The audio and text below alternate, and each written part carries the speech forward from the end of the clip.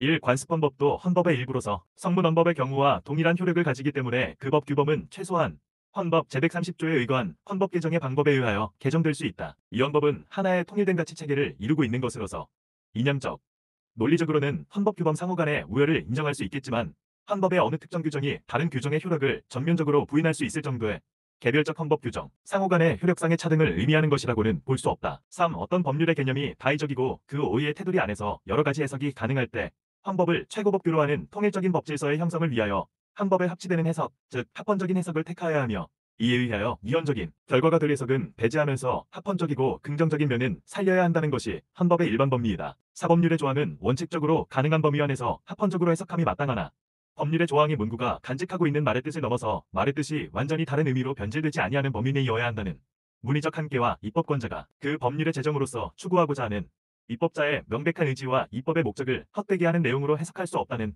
법목적에 따른 한계가 있다. 5. 헌법 개정은 국회제정위원 과반수 또는 대통령의 발의로 제한된다. 6. 제한된 헌법 개정안은 대통령이 20일 이상의 기간 이를 공고하여야 한다. 7. 국회는 헌법 개정안이 공고된 날로부터 60일 이내에 의결하여야 하며 국회의 의결은 제적의원 3분의 2 이상의 찬성을 얻어야 한다. 8. 헌법 개정안에 대한 국회의 의결은 제적의원 3분의 2 이상의 찬성을 얻어야 하며 이 경우 기명투표로 표결한다. 9. 헌법 개정안은 국회가 의결한 후 30일 이내에 국민투표에 붙여 국회의원 선거권자 과반수의 투표와 투표자 과반수의 찬성을 얻어야 한다. 10. 헌법 개정안이 국민투표에서 찬성을 얻은 때에는 헌법 개정은 확정되며 대통령은 즉시 이를 공포하여야 한다. 11. 국민투표의 효력에 관하여 이의가 있는 투표인은 투표인 10만인 이상의 찬성을 얻어 중앙선거관리위원회 위원장을 필고로 하여 투표일로부터 20일 이내에 대법원에 제소할 수 있다. 12. 국회의 의결 절차를 거치지 아니한 채 헌법 제72조의 중요 정책에 관한 국민투표만으로 헌법을 개정하는 것은 위헌이다. 13. 우리 헌법의 각 개별 규정 가운데 무엇이 헌법 제정 규정이고 무엇이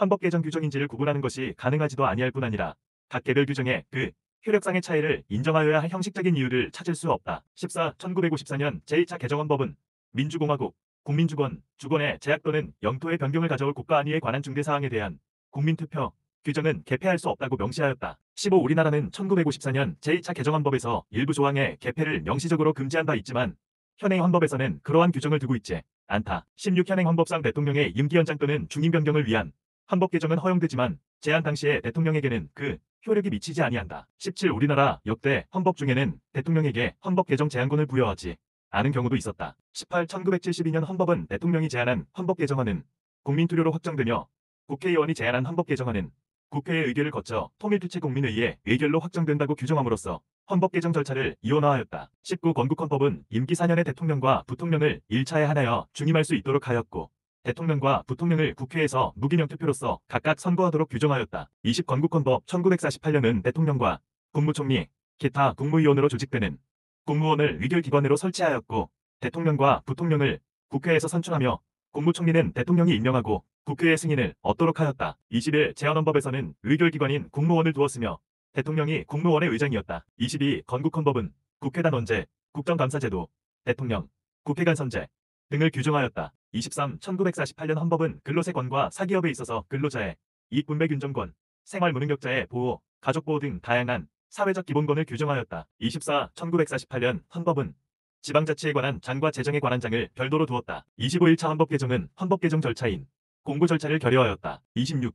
발췌개헌이라고 불리는 제1차 헌법 개정에서 양원제국회가 최초로 규정되었다. 27. 제1차 개정헌법은 국회양원제, 국무원 불신임제, 대통령, 직선제 등을 규정하였다. 28. 1954년 헌법은 대한민국의 주권의 제약 또는 영토의 변경을 가져올 국가 안위에 관한 중대사항은 국회의 가결을 거친 후에 국민투표에 부하여 민의원 의원 선거권자 3분의 2 이상의 투표와 유효투표 3분의 2 이상의 찬성을 얻어야 한다고 규정하였다. 29. 1960년 헌법 제3차 개정헌법 은 대법원장과 대법관을 법관의 자격이 있는 자로 조직되는 선거인단이 선거하고 대통령이 이를 확인하며 그 외의 법관은 대법관회의의 결의에 따라 대법원장이 임명하도록 하였다. 30. 1960년 6월에 제3차 개정헌법 제1공화국은 중앙선거관리위원회를 헌법기관으로 삼았다. 31. 제4차 개헌 1960년에서 제1공화국 말기에 발생되었던 부정선거 관련자의 처벌을 위해 법률의 소급 적용을 가능하게 하는 헌법적 근거를 마련하였다. 32. 1962년 제5차 개헌은 국회의 의결 없이 국가재건 최고회의가 의결하였으며 국민투표로 확정하였다.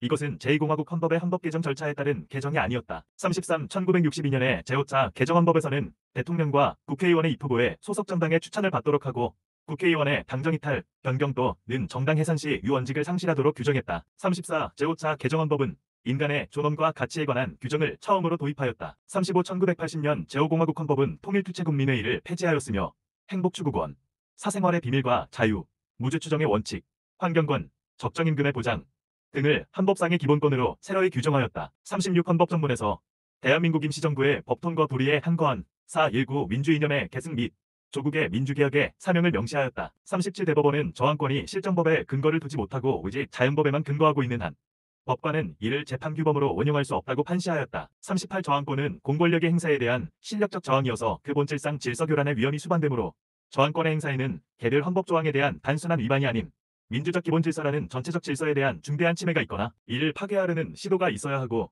이미 유효한 구제수단이 남아있지 않아야 한다는 보충성의 요건이 적용된다. 39. 헌법재판소는 국회법 소정에 협의 없는 대시간의 변경과 회의 일시를 통지하지 아니한 입법 과정에 하자는 저항권 행사의 대상이 아니라고 판시하고 있다.